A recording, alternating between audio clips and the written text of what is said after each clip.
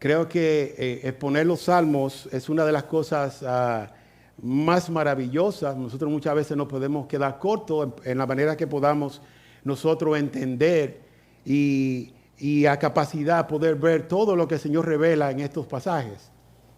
Pero aquí comenzando en este salmo, nosotros lo hemos titulado este mensaje de la fe en la adversidad. Y la idea principal que queremos comunicar en este día es, así como el oro se prueba en el horno del fuego y la plata en el crisol, la fe del cristiano se prueba en las adversidades. Nosotros sabemos que es a través de las diversas pruebas y adversidades que vienen a nuestra vida que Él nos va a perfeccionar en nuestra fe. Y es nuestro deber como cristianos el vivir la fe en el Dios que nos llama a esforzarnos y a cobrar ánimo, clamando a Él en oración y descansando en su misericordia, conociendo que Él ama responder las oraciones de los que le buscan. Si nosotros le buscamos a Él con corazón sincero, el corazón contrito y humillado, Él nos va a responder, Él nos va a escuchar en su tiempo. Y queremos también, a manera de introducción, hablar un poquito más sobre este salmo. Este salmo es el primero de 7 salmos penitenciales. Fue escrito en un momento de gran aflicción para el rey David. David era un rey, pero ahí estaba en una gran aflicción. Y eran aflicciones tanto externas como internas. Sabemos por los salmos anteriores que él había estado perseguido, había huido de su trono y había perdido ese trono. Ahora su hijo lo había traicionado, buscaban con los hombres para matarlo, pero aquí no se sabe exactamente cuál era la situación. Pero una de las cosas que se sabe es que él tenía una gran aflicción y estas venían de todos lados. Vemos cómo el salmista comienza este salmo con un clamor desesperado, pero lo termina con palabras de consuelo y esperanza, como en el caso de Ana, la madre del profeta Samuel, que vino a orar por un hijo con un espíritu muy afligido, pero que cuando terminó de orar se fue por su camino y su rostro no estuvo más triste. Qué maravilloso eso. Ella tenía tiempo esperando y orando por un hijo. Y aún con este evento que le pasó ahí en 1 Samuel 1, del 9 al 18, que no lo vamos a leer porque es bastante largo también, pero muchos se recordarán. Y cómo ahora ella, el Señor, esa tristeza, el Señor la cambió y la bendijo y le concedió este deseo. Entonces, una de las cosas que vamos a ver, que este estudio en esta mañana lo vamos a dividir en las siguientes partes. Estos versículos vamos a agrupar y así los vamos a desarrollar. De los versículos 1 al 3, del 4 al 5, del 6 al 7 y del 8 al 10. En estos primeros 3 versículos, del 1 al 3, los hijos de Dios sufren aflicciones. Y eso es lo que queremos aquí ver y hablar. Dice en ese versículo 1, Señor, no me reprendas en tu ira, ni me castigues en tu furor. Ten piedad de mí, Señor, pues languidezco. Sáname, Señor, porque mis huesos se estremecen. Mi alma también está muy angustiada. Y tú, oh Señor, ¿hasta cuándo? Aunque este salmo aquí no hay una confesión directamente y abiertamente de pecado, pero el salmista se siente que él está experimentando la disciplina del Señor. Él siente que es por un pecado que él ha cometido, que el Señor le está disciplinando y el Señor tiene su mano en contra de él. Y de hecho, en el antiguo pueblo ahí de Israel, muchas veces se pensaba que si una persona tenía una enfermedad era porque estaba en pecado, un pecado que no había confesado. Pero nosotros sabemos que no necesariamente es así. Pero en vez de alejarlo, esta situación de su Dios, David reconoce que solo Dios es su refugio y solo en Él hay esperanza de salvación. Él sabía que aunque él estaba afligido, que aunque él estaba aquí sufriendo, pero él a la vez estaba convencido de que solamente Dios era el que podía salvarlo y podía ser su refugio. Y que solamente en Él podía escuchar y esperar la salvación y la liberación de ese evento que le estaba pasando. Por eso, como respuesta a la aflicción, él se apresura a abrazar la misericordia de Dios. Estos versículos hablan aquí de un corazón verdaderamente humillado. Él se humilló aquí, así como se humilló en otros pasajes. Aquí estaba bajo grandes providencias aflictivas, pero su espíritu estaba verdaderamente contrito y humillado delante de él.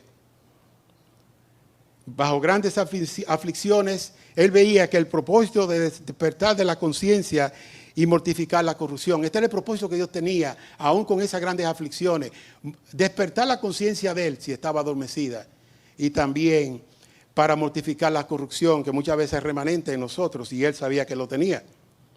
Aunque David era un rey, él no estaba exento de aflicciones. Ahora aquí él está enfermo. Y una de las cosas que nosotros sabemos es que David era un guerrero también, desde la juventud, preparado y entrenado.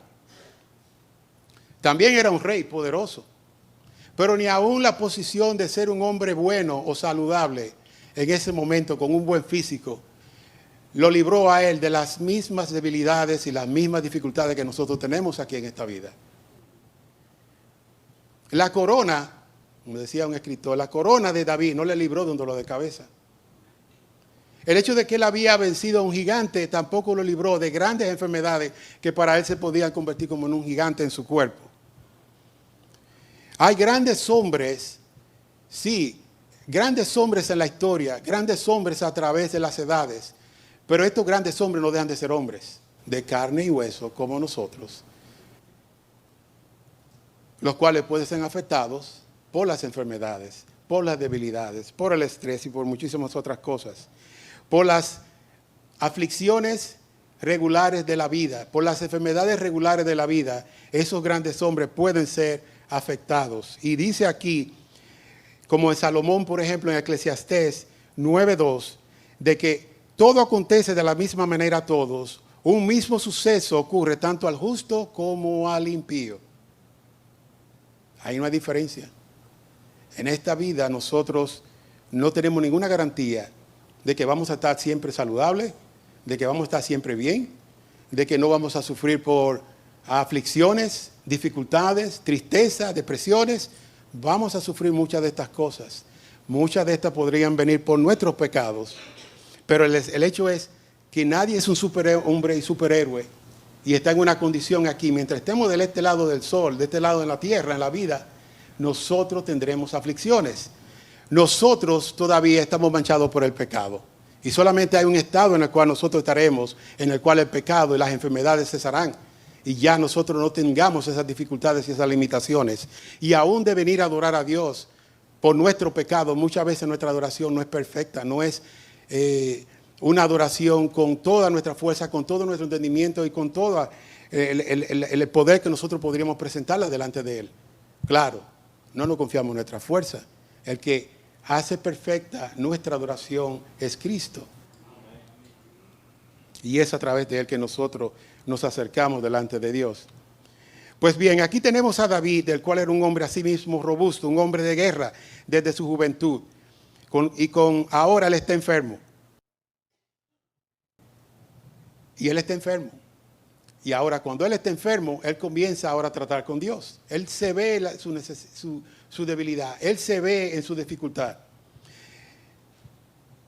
Él dice, y como debemos decir nosotros también como creyente, como está en el Salmo 119, de los versículos 71 a 73, de que las aflicciones son más bien santificadoras para nosotros. Pues pueden llevarnos a aprender los mandamientos de Dios. Eso es lo que hacen las aflicciones. Dios las puede usar siempre para nuestro bien. Está en que nosotros respondamos como debemos responder. Y la tomemos en la manera como Él quiere que nosotros la tomemos. Que escuchemos, no solamente que escuchemos las exhortaciones de Él, sino que estemos dispuestos a cuando Él venga y nos reprenda, y nos castigue, y nos corrija. Y nosotros aprendamos de estas cosas. David está enfermo, así como tú y como yo podemos estar enfermos. Puede ser una angustia emocional a causa de sus enemigos, o una enfermedad corporal de la cual sus enemigos se están aprovechando. Habían dos cosas: o él tenía una enfermedad real, o no la tenía. O eran las emociones que lo estaban afectando y lo estaban llevando a sentirse mal. Y ahora sus enemigos le estaban aprovechando también. De cualquiera de la manera que fuera, él se sentía que estaba en una gran dificultad y se sentía muy débil y sabía que lo estaba. Pero sea cual sea la causa de tu debilidad, la verdad es que Dios usa las providencias aflictivas para llevarlos y llevarnos a nosotros a clamar a Él con urgencia y con gran necesidad. ¿Y esto para qué? Para conducirnos a vivir en más dependencia de Él, puesto los ojos en aquel que es el autor y consumador de la fe. O sea que las enfermedades no son siempre indicación de que hay pecados no confesados. Pero nosotros, al igual que David, debemos estar apercibidos de que nuestro corazón es engañoso y puede albergar muchos remanentes de corrupción y aún pecados que nosotros acariciamos y no le damos muerte. Debemos de ser conscientes de eso y examinar nuestros corazones. Así mismo como el salmista decía, examíname, oh Dios, y escudriña mi corazón y ve si hay en mí camino malo. Ese ejercicio del autoexamen nosotros frecuentemente debemos de estarnos haciendo y mucho más si estamos en aflicción. Porque Dios quiere que nosotros le adoremos y que nosotros cuando le adoremos con un corazón sincero. Cuando vengamos a orar a Él, oremos con esa convicción de que Él nos escucha, de que Él es poderoso, de que Él nos va a bendecir y que Él no nos va a dejar solo a nosotros. ¿Qué estamos nosotros pensando entonces cuando vienen esas aflicciones a nosotros? ¿Cómo nosotros respondemos a estas aflicciones? ¿Estamos nosotros imputando maldad a Dios? ¿O tomamos la tarea de examinarnos y culpar a otro? ¿O hacernos las víctimas? Porque eso es típico hoy día. La gente no quiere la responsabilidad por sus acciones. Y estamos viviendo en un mundo de mucha fragilidad, en donde muchas cosas se han perdido hoy día, en donde las grandes figuras que ustedes ven, lo que llamamos influencers, aquellos influyentes o personajes de las redes, ante cualquier cosa que le pasa, se suicidan. Y son los más populares y los más hermosos. Y con un comentario pequeño, se deprimen. Qué pena con esto. Qué pena, porque muchas veces en la vida de estas personas, Dios no está en su vida, ni en su agenda. No viven en dependencia de Él. Y por lo tanto no se alimentan de la palabra. Y como no tratan con sus corazones, pues están abiertos a cualquier pecado que se levante. Y sin control, su corazón los engaña. Dios quiere que nosotros seamos perfectos, hermanos. Que seamos perfectos y cabales. Que no nos falte a nosotros ninguna cosa.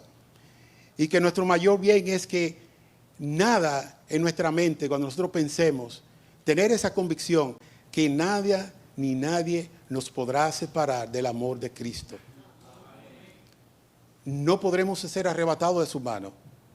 Estaremos firmes en la manera que nosotros estemos aferrados de ese amor de Él. De modo que no desfallezcamos nosotros. Examinémonos y pidamos misericordia a Dios cuando nos veamos en medio de angustias. Seguimos así, como el mismo sentir que tenía el salmista. Al estudiar estos primeros versículos de este salmo, es notorio que aquí también se usa algo que muchas veces nosotros podemos pasar desapercibido, pero que los hebreos lo usaban en esos tiempos. Y era la misma poesía.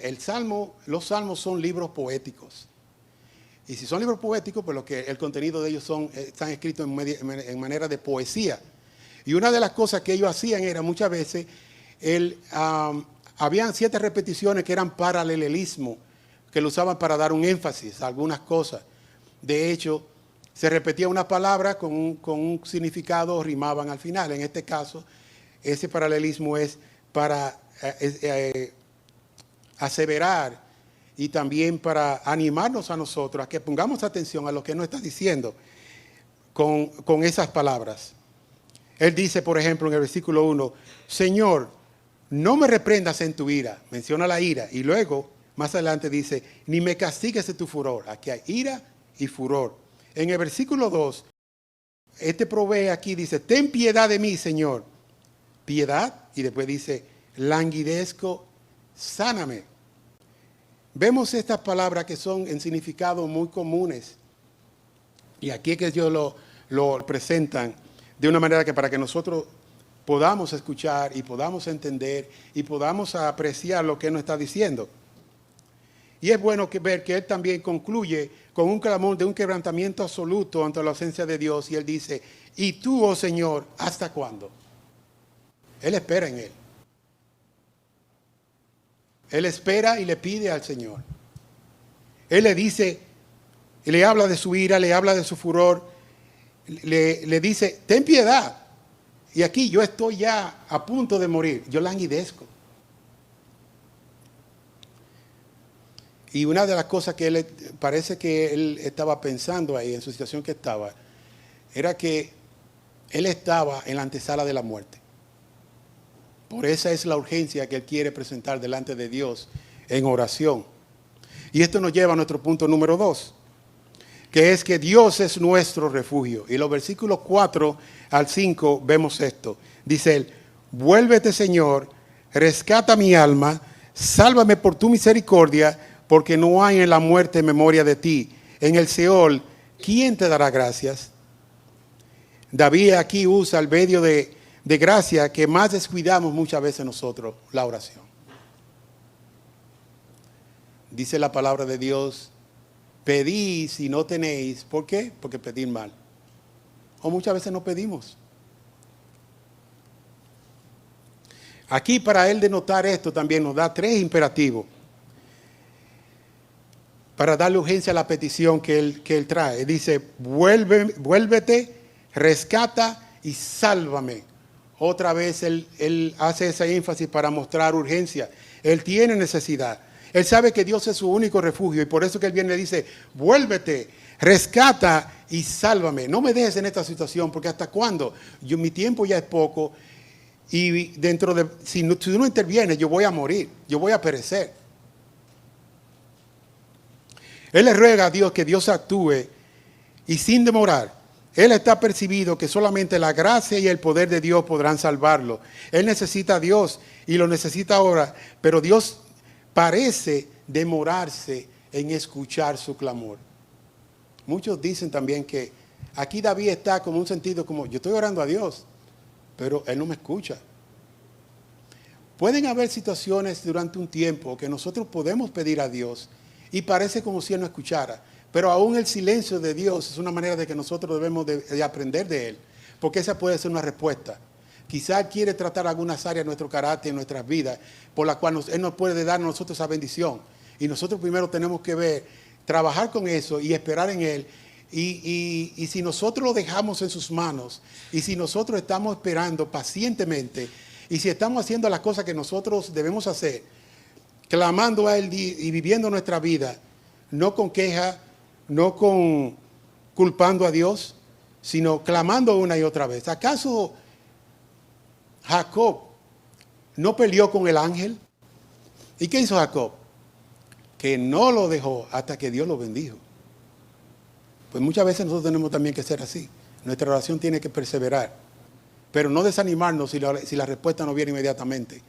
Pero también esa misma respuesta puede ser una respuesta de Dios. Entonces tenemos nosotros que a veces clamar a Dios por mucho tiempo, por algo en que entendemos es bueno y que es conforme a su voluntad. Y aún así no lo recibimos, pero tenemos que seguir clamando a Él. Estamos confiados que el Señor lo hará en su tiempo y conforme a su plan soberano. No desmayemos si nosotros estamos orando a Él. Confiemos como David lo hizo. Dios no ha prometido prolongarnos la vida a nosotros, pero sí ha prometido darnos su gracia y sostenernos en la hora de la aflicción. David especifica aquí en el versículo 5 por qué él necesitaba que el Señor sea misericordioso y que actúe conforme a su amor fiel. Él dice, vuélvete Señor, rescata mi alma, sálvame por tu misericordia, porque no hay en la muerte memoria de ti. Él no quería morir.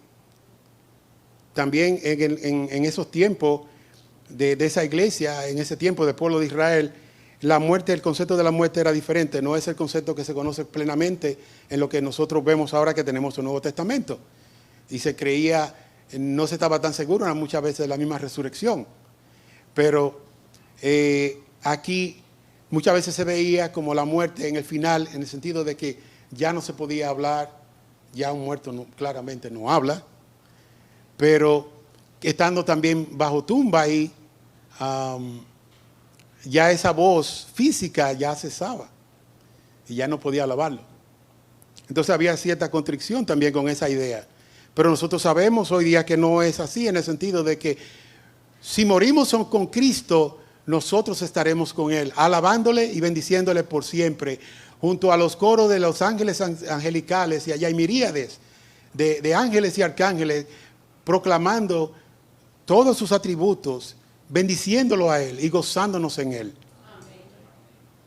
O sea que la muerte no nos puede quitar a nosotros aquella salvación tan grande que nosotros tenemos en Cristo. Si nosotros le amamos, si nosotros servimos a Él y estamos andando como Él nos manda, pues tenemos la esperanza de que si nosotros nos hemos arrepentido de nuestros pecados y estamos buscando el agradarle, que nosotros tendremos morada con Él. O sea que aunque muramos, el mismo apóstol decía que tenía un dilema. Si era mejor permanecer aquí o morir. Porque para él, el morir era ganancia. Iba a estar con aquel que era el todo, en todo para él. Y el cual también debe ser para nosotros. Pues el salmista mostraba aquí que necesitaba la gracia al enfrentar al gran enemigo de la humanidad, que es la muerte. Dice en 2 de Corintios capítulo 5, 8, pero comprobamos ánimo y preferimos más bien estar ausentes del cuerpo y habitar con el Señor. Así era que decía el apóstol.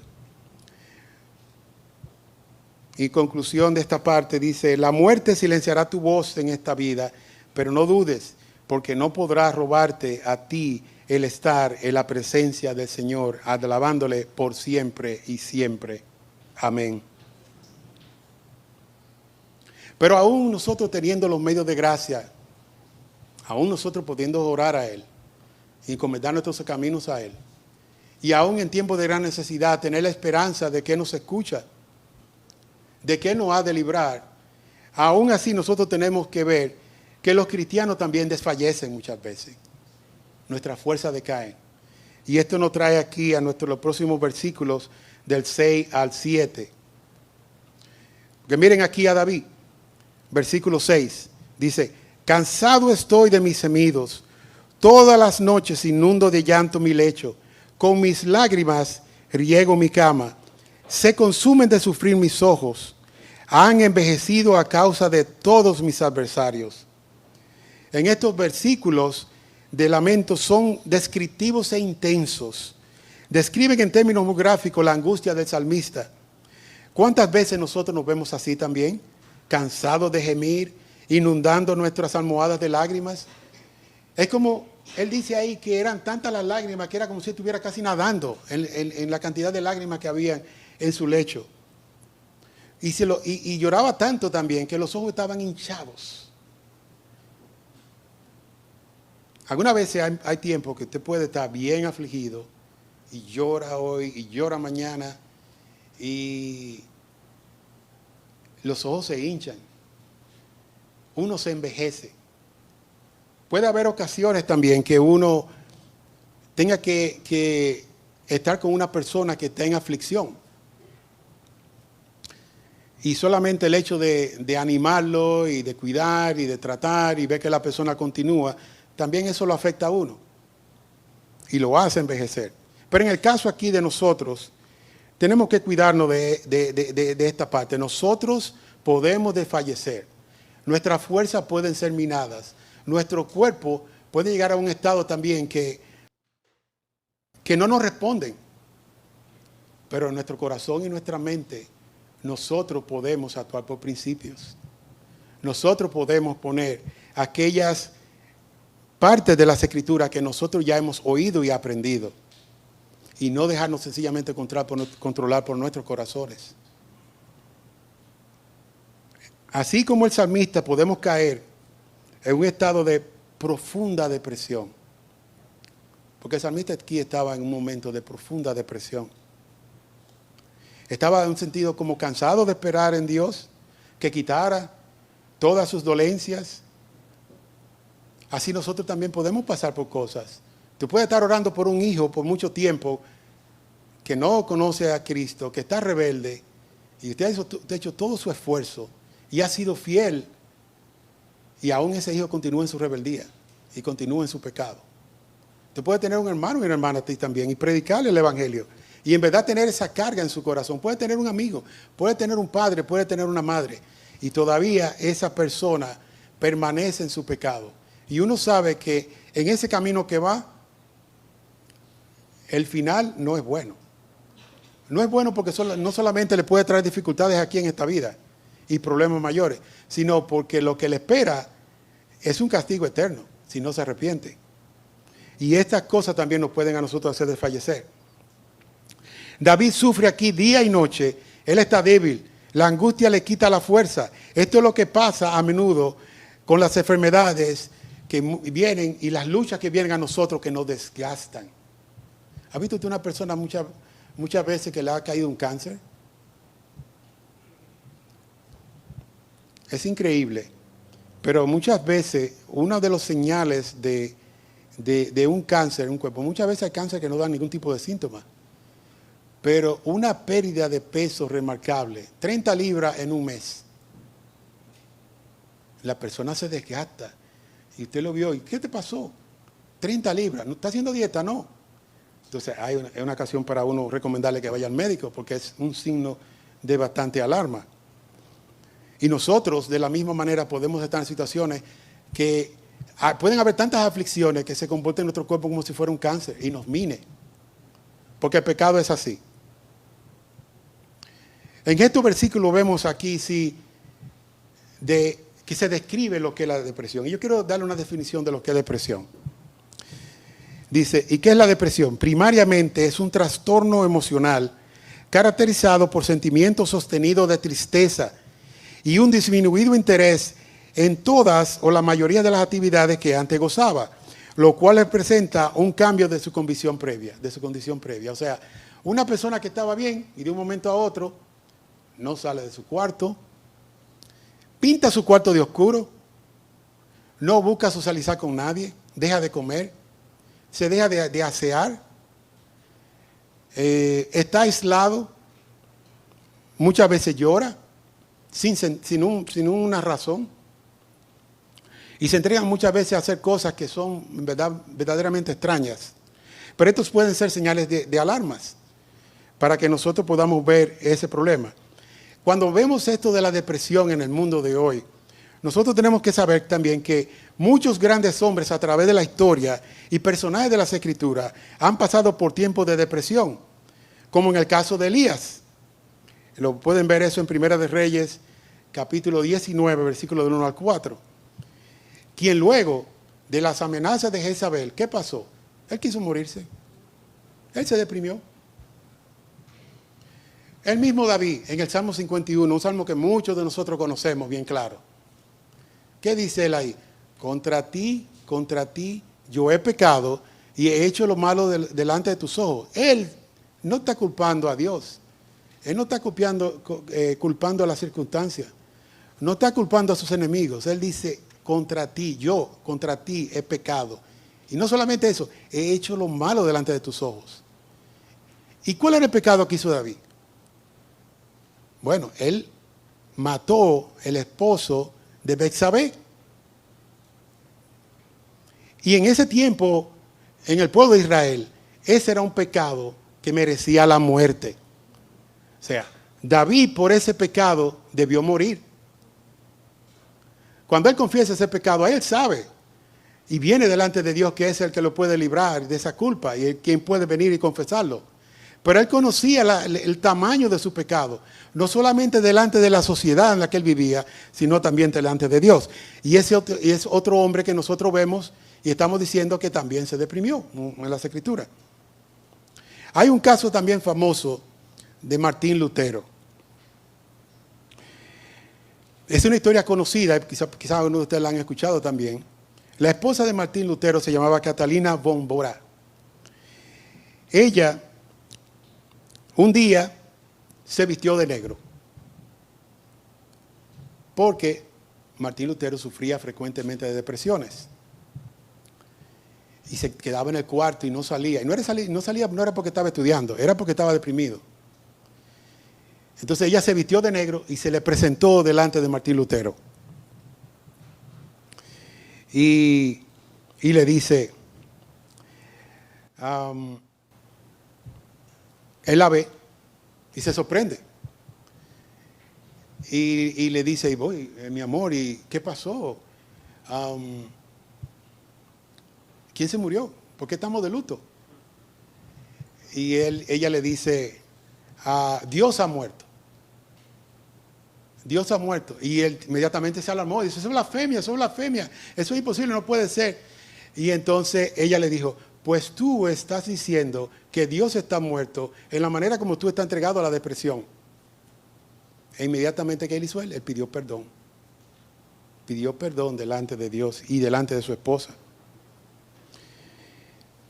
Es precisamente muchas veces que en ocasiones así que nosotros podemos ver cómo nos engañamos a nosotros mismos y no vemos nuestro pecado. Podemos estar entregados muchas veces a una situación y no verlo. Y es por eso que debemos muchas veces encontrar ayuda. Hay otro caso también famoso, yo creo que mencioné no hace mucho, el caso de ese gran misionero. Hay grandes misioneros de la fe que muchas veces se le llaman los héroes de la fe. No es los héroes de la fe, pero que se llaman héroes en el campo misionero. Y hay uno que es llamado Adoniram Hudson. Adoniram Hudson tuvo la pérdida, la muerte de su esposa, Ana, y una de sus hijas, María. Y luego él fue y cavó una tumba y se quedó por días solamente contemplando la tumba. Sin palabras, ya por día. Pero 3 años después de la muerte de su esposa, él duró mucho de ese tiempo en una gran depresión. ¿Y qué dijo él? Para que ustedes vean y puedan entender lo que el estado de su condición. Un buen hombre. Y un hombre valiente. Pero él decía, Dios es para mí el gran desconocido. Creo en Él, pero no lo encuentro. Grandes hombres de las Escrituras, grandes hombres que han hecho mucha buena obra para el Evangelio y para difundir el Evangelio a través de las naciones, han tenido su tiempo también de caídas. Nosotros cuando vemos que David dice aquí, mis ojos están hinchados, ahora podemos entender un poco que él en verdad estaba deprimido, que él estaba triste. Hay un momento que eso es lágrima y lágrima, no sale uno, es un ciclo vicioso. Ustedes ven lo que se llama la espiral. Cuando ustedes ven una espiral, así mucho es que la vida está centrada ahí. Y cuando uno dice un círculo vicioso es que un pecado lleva al otro y la gente se queda ahí. Es como también se explica en el mundo por un decir de que se ahogan en un vaso de agua. Los matemáticos que son especialistas en resolver problemas, muchas veces le dicen que no hay problema difícil. Y aún el problema más grande se puede dividir en partes pequeñas y encontrar una solución. Entonces, ¿quién tenemos nosotros? Nosotros tenemos a Dios. ¿Nos escucha?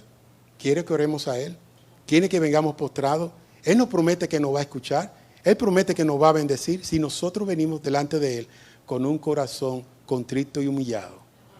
Si venimos delante de Él como aquel que puede tratar con nosotros y enseñarnos las cosas que nosotros queremos y necesitamos, pero que muchas veces no queremos hacer. Y eso está revelado en su palabra. Vemos que si hay una profunda angustia y una gran aflicción, y si estamos muchas veces nosotros entregados a la tristeza, aun cuando llega la noche, las noches pueden ser bien difíciles. Las noches muchas veces se hacen duras pasarlas, porque el silencio y la oscuridad también son factores que vienen en contra muchas veces de nuestro estado anímico. Pero nosotros, por eso que muchas veces los médicos, los psiquiatras les recomiendan a las personas que si hay alguien que está deprimido, le dicen, chequee la casa, mira a ver cuántas luces usted tiene. Si son luces oscuras, ponga luces como si fuera el play de béisbol o un estadio de fútbol. Ilumine la casa, póngale colores que la gente se anime.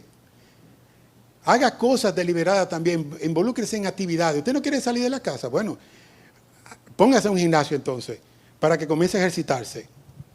y comience a hacer cosas que ya sean de principio que lo haga, y no que usted se quede en su mente, en su corazón, el corazón aconsejando, y se quedan en ese ciclo ahí que no salen de él. Busque ayuda y pide ayuda.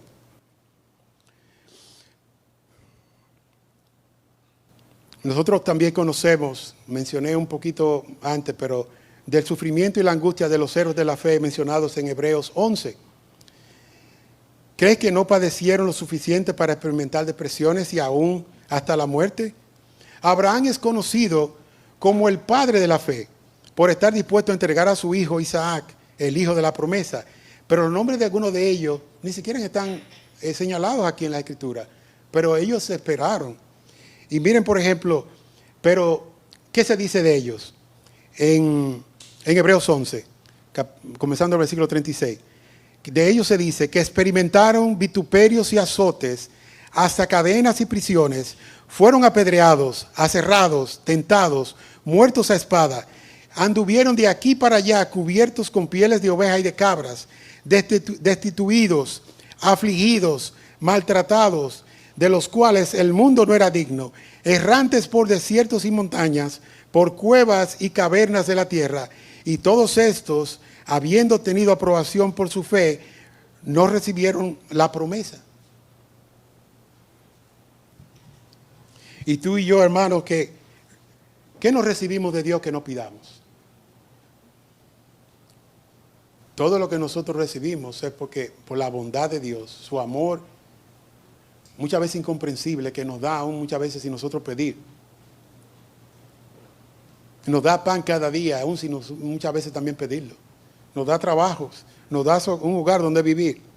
Él es el que provee para cada una de nuestras necesidades. Dios, todo lo que ha prometido, nos los ha dado a nosotros. En cuanto a las cosas de nuestro uso diario. Claro, hay promesas que sabemos que se han de cumplir más adelante. Porque una de las promesas, la mayor promesa que nosotros esperamos, si estamos aquí en vida, es que Cristo regrese por su pueblo y nosotros seamos encontrados fieles delante de Él. Pero si no viene antes, que nosotros estemos firmes en su verdad, que estemos perseverando y creciendo en santidad, y que no nos dejemos engañar por nuestro corazón y muchas veces las emociones que vienen aquí. Recuerden que Cristo es el patrón de nuestra vida emocional. Él nos dio un ejemplo para tener una vida sin pecado. Pero nosotros tenemos que imitar su ejemplo en muchas áreas y tomarlo para nuestra vida también emocional.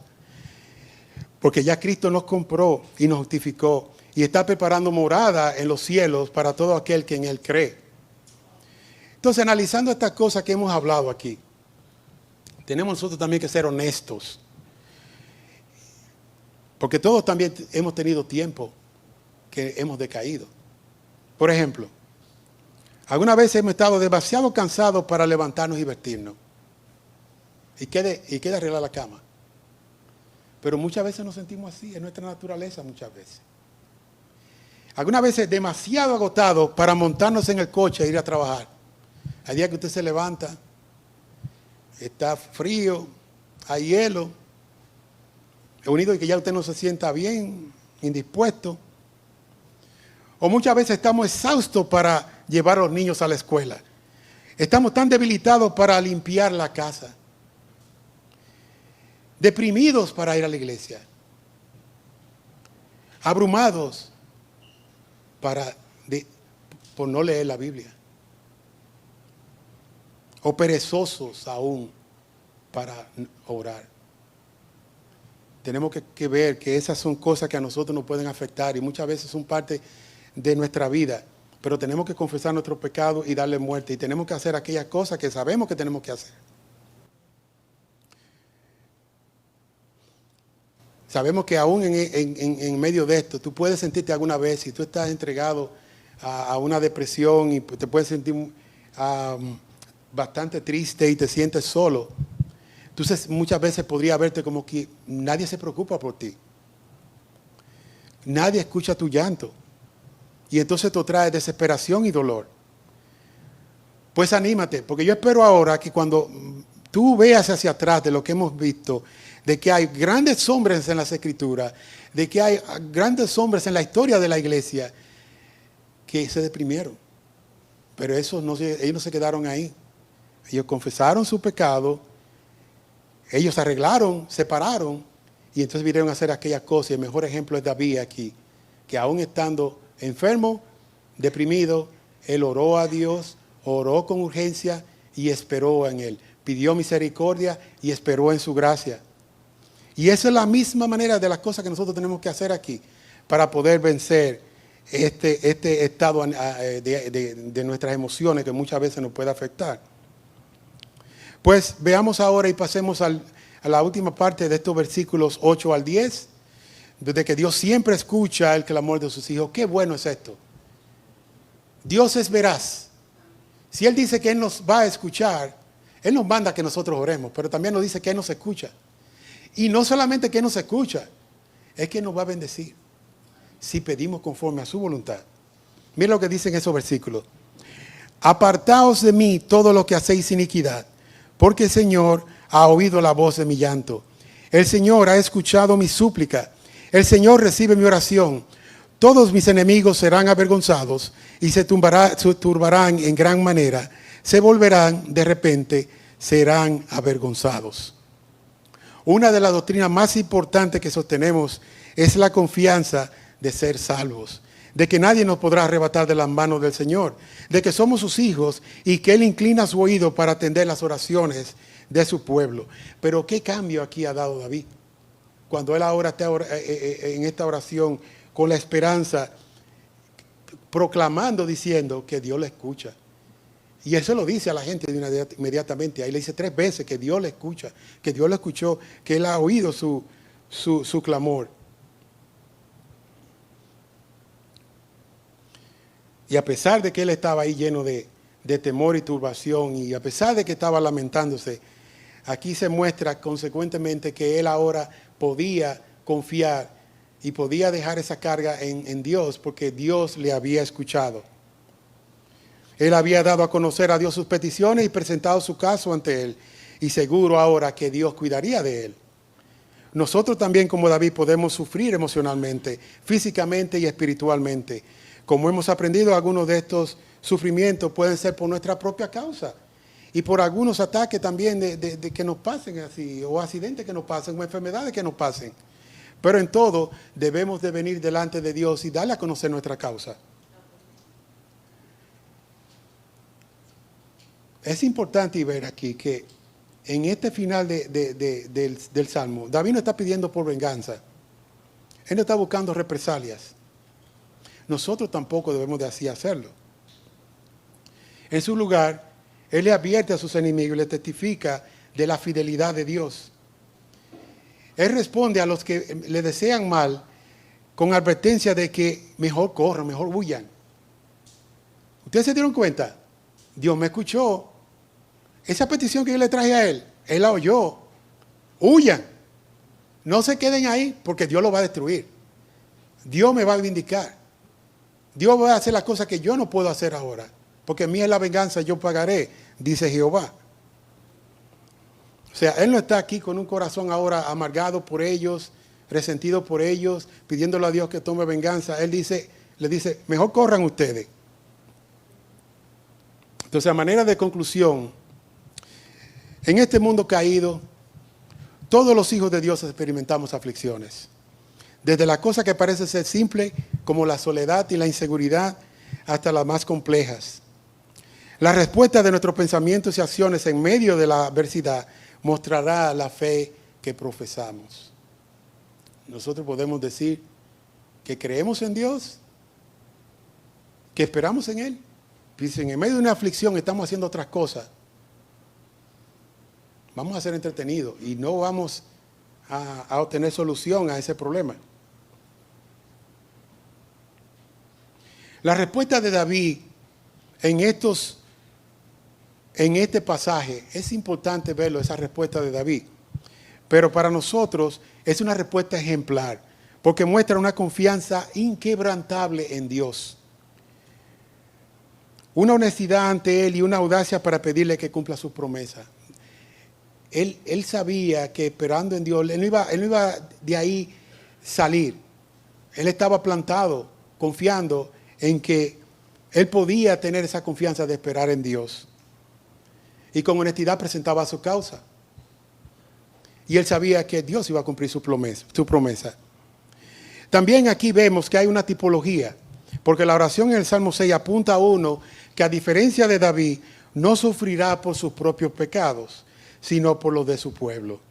Uno que voluntariamente toma sobre sí el castigo debido a los enemigos de Dios, que llora por los que le han rechazado y cuya vindicación sí que provocará el temor de los que le odian, los que encontrarán con una destrucción repentina. Aquel de que estamos hablando de la tipología es Cristo. Esto es lo que representa aquí. Cuando estés afligido y triste, tu respuesta debe ser la oración. Ese debe ser lo primero que tú debes de acudir delante de Él cuando tú estés triste. Venir delante de Él y confesar todos tus pecados delante de Él, derramar tu corazón, y tú encontrarás la ayuda oportuna en el lugar de oración. Y confiar de que Él te escuchará y confiar de que Él te va a bendecir. La oración es uno de los medios de gracia que más nos acerca a nosotros, a Dios. Si estamos enfermos, muchas veces nosotros no tenemos una capacidad de ser omnisciente, de ser un adivinador que conoce qué le está pasando al hermano Osman ahora, o qué le está pasando a Alex. No, el hermano Osman, tenemos algo, viene y nos dice, con su esposa también Dora, muchas veces viene y nos dice alguna necesidad que tienen especial por oración, y nosotros oramos por ello y lo ponemos delante de Dios. El hermano Alex alguna vez tiene problemas de rodilla y cosas, y hemos orado por él. Así muchos hermanos. Los hermanos Hernández que están con nosotros, la iglesia está orando por ellos. Ellos son un testimonio de la veracidad de nuestro Dios y su fidelidad. El Señor ha respondido a la oración para con ellos. Ha levantado a nuestra hermana Ángela, que ha pasado una semana bastante larga, pasando por el quirófano y pasando por tratamientos duros y mucho dolor. Pero ellos nos dan a conocer a nosotros la situación y sus necesidades. Y qué bueno que nosotros como pueblo podemos orar los unos por los otros. Pues así mismo nosotros, cuando estemos afligidos, cuando tengamos diversas luchas, cuando nos sentamos débiles, debemos de decirlo, debemos de comunicarlo y no quedarnos en silencio. Porque somos un cuerpo, estamos llamados a animarnos al amor y a las buenas obras.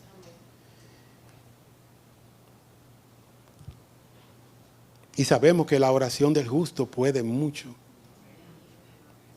Entonces, ¿por qué cortarnos de esa bendición? ¿Por qué cortarnos de ese medio de gracia? ¿Por qué tú te quedas callado y no lo dices? En las mismas escrituras se nos dice también de que nosotros debemos de decirlo y comunicarlo a los ancianos. Si está alguien enfermo, si está alguien padeciendo de alguna cosa especial.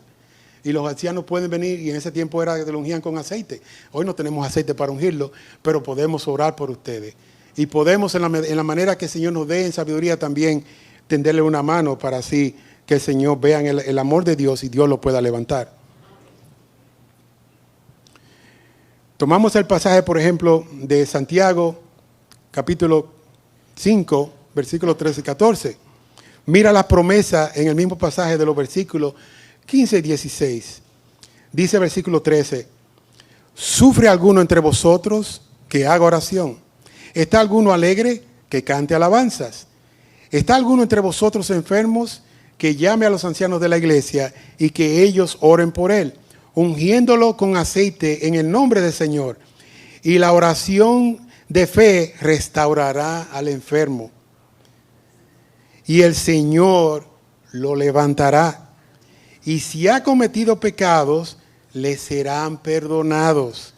Por tanto, confesaos vuestros pecados unos a otros y orad unos por otros para que seáis sanos. La oración eficaz del justo puede lograr mucho. El Señor nos habla ahí claramente por medio de este pasaje en Santiago. Y nosotros tomemos eso, para que cuando estemos en esa necesidad también podamos aplicar versículos como ese. Ahí es que nuestra conciencia es iluminada cuando nosotros tomamos las escrituras y las aplicamos en situaciones particulares. Quiero ya terminar con algunas aplicaciones para que nos ayuden a nosotros a pensar en estas cosas que hemos estudiado y tratemos también de ver el beneficio que estas pueden traer a nosotros y no nos olvidemos. Dice, me dirijo en esta parte a mis hermanos y hermanas que están aquí con nosotros en este día. Pues estas directrices son para ti. Muchas de estas cosas que estamos hablando y hemos expresado, tanto del Salmo como de otros pasajes que hemos leído, se aplican para nosotros. Como creyentes entendemos por las Escrituras que aunque Él nos disciplina, no lo hace por ira, sino para nuestra santificación. Y eso es una bendición especial también. A nosotros, cuando Dios nos disciplina, Él no nos trata con ira. La disciplina de Jehová es para nuestro bien. La disciplina que hay que temer es aquella disciplina, aquella ira que está reservada para aquel que no se arrepiente. Ahora mismo, si tú no estás en Cristo, Dios está airado contra ti. Horrible cosa es estar en la mano de un Dios airado. Pero también hoy es el día de misericordia, si escuchare hoy su voz. Recuerda, hermano y hermana, que la ira de Dios fue derramada a tu favor sobre Cristo. No son nuestras obras las que nos salvan. Aún nuestras mejores obras son como trapos de inmundicia delante de Dios. Hubo uno que tomó nuestro lugar en la cruz, que cumplió las demandas de la justicia de Dios para darnos a nosotros la capacidad de venir delante de Él ahora y presentarnos en esa justicia, en esa obra que Él hizo en la cruz, para que ahora Dios el Padre nos reciba a nosotros y nos perdone en Él. Dice 1 Tesalónica capítulo 5 versículo 9, porque no nos ha destinado Dios para ira, sino para obtener salvación por medio de nuestro Señor Jesucristo.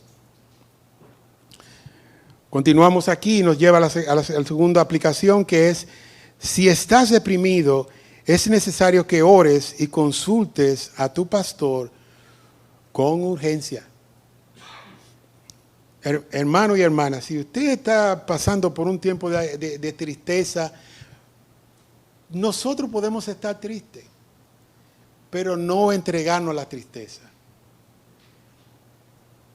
Cuando uno se entrega a la tristeza, uno se está rindiendo ya.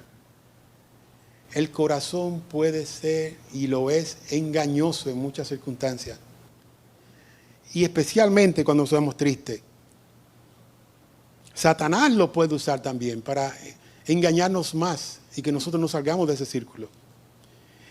Pero si tú estás seriamente deprimido, ya no es solamente de un pastor, aquí tú tienes que buscar la ayuda de un profesional médico que conozca cómo tratar este asunto. Porque hay muchas ocasiones que una persona puede caer en este estado también, por imbalance químico. Hay ciertos balances, hay ciertas enfermedades orgánicas, hay ciertas enfermedades también que pueden afectar el cerebro, nuestras emociones, nuestra vida, y pueden llevarnos a estar deprimidos. Hay hormonas también en nuestro cuerpo que pueden salir de balance, y una de las grandes es la misma tiroides, que casi todo paciente que está en esa clínica mental le hacen ablación tiroides, para que tengan una idea. Pero hay imbalances químicos, hay enfermedades físicas y hay otras causas que nos pueden estar afectando. Porque si una persona está profundamente deprimido, tiene que buscar ayuda y tiene que buscarla ya. Si una persona está triste y deprimida, siempre puede venir donde nosotros. Si nosotros encontramos, en el caso, por ejemplo, de nuestro pastor Martínez, si encuentra que hay una situación de emergencia, usted va a ir donde un profesional. Y que el Señor lo use para así encaminarlo y encauzarlo para que pueda vencer esa depresión. En nuestro tercer punto, para terminar esta parte, y nos queda uno más, dice, recordarnos que nosotros no estamos solos en las adversidades. Cristo ha prometido estar con nosotros hasta el fin del mundo, como dice en Mateo 28:20. Y todo esto si nosotros le amamos a Él. Y este es el que le ama, como dice el pasaje ahí. El que guarda su palabra, a ese el Padre y el Hijo le amarán y harán morada en Él. También Juan capítulo 14, versículo 21 dice, y el que tiene mis mandamientos y los guarda, ese es el que me ama. Y el que me ama será amado por mi Padre, y yo lo amaré y me manifestaré a Él. Es una gran misericordia de Dios. Él nos habla ahí con ternura, con paciencia, y nos invita. Él no nos deja a nosotros perdidos en nuestro propio pensamiento, en nuestras propias ideas. Él nos da a nosotros el camino que nos va a traer otra vez a poder entender lo que Él quiere para nosotros y cómo debemos de vivir. Pero en este último punto aquí, por último, a ti que nos visita en este día y que no conoces la gracia salvadora del Señor Jesucristo, o que dices ser cristiano, pero que sabe que tú no guardas nada de las Escrituras y tú no lo amas a Dios. Tú que estás sentado en tu banco ahora, ten cuidado. Puede que tengas nombre de que vives, pero estás muerto. Ahora aquí todos estamos vivos, pero de lo que estamos refiriendo es esa vida espiritual. Muchos pueden estar hoy muertos en sus delitos y pecados. Y están vivos. Pero para Dios están muertos. Tras escuchar este mensaje, ¿dónde te encuentras delante de Dios? Tú debes examinarte delante de Dios hoy día. ¿Cuál es su situación delante de Dios hoy? ¿Soy yo de aquellos que se han arrepentido de sus pecados? Que lo han confesado y se han apartado, que tengo un deseo ahora por hacer la voluntad de Dios, que quiero andar en sus caminos, que quiero tomar sus promesas para mí, aferrarme de ellas, que quiero contar con la ayuda del Espíritu ahora, que quiero usar el medio de oración para que Él cada día me escuche todas las cosas que yo tengo que declarar delante de Él. Que yo ore para que Él me dé fortaleza, sabiduría, conocimiento y con los años madurez. Y que me mantenga ahí en el camino recto. Que me haga entrar por la puerta estrecha. Pues, si tú estás escuchando este mensaje, esas son de las cosas que tú debes de hacer. Y son de las cosas que tienes que estar meditando hoy día. No te dejes engañar. No se turbe vuestro corazón. No tengas miedo. Todas estas cosas que nos pasan no son nuevas. Le ha pasado al pueblo de Dios y le pasará a muchas de las criaturas. Pero nosotros tenemos ahora aquí la manera de nosotros venir, confesar nuestros pecados, apartarnos de Él. Y tú que has escuchado esto, tú tendrás que dar cuenta a Dios también por esto que tú has escuchado hoy día. Pero recordemos que la gracia de Dios es derramada sobre el cielo a todos los hombres. Cristo continúa llamando pecadores al arrepentimiento. Cristo continúa salvando de entre aquellos que están perdidos. La puerta está abierta, no sabemos por qué tiempo más estará abierta, pero apresúrate por entrar por la puerta estrecha. Ven a Él, que Él es el buen pastor. Él da su vida por las ovejas. Y ninguna de esas ovejas que el Padre le da, le será quitada. Que el Señor ilumine tu mente en este día, si no conoces a Cristo.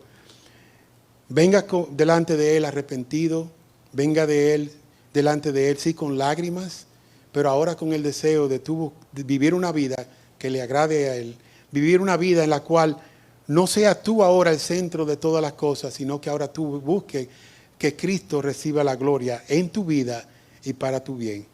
Que el Señor nos bendiga y que el Señor bendiga su palabra. Oremos. Señor y Dios, nos presentamos delante de ti una vez más. Reconocemos que en todas las cosas tú eres Dios soberano, tú controlas todo en este mundo. Padre, sabemos que tú una vez más nos hablas por medio de este salmo, Nos enseñas cómo tratar nuestras emociones, nuestros corazones, la burla de los enemigos, las enfermedades, las debilidades del alma. Tú nos muestras en tu amor incomprensible, en la manera que debemos de tratarla. Padre, pero sabemos que en el medio de todo, lo más importante es que tú nos muestras el camino de la salvación en Cristo.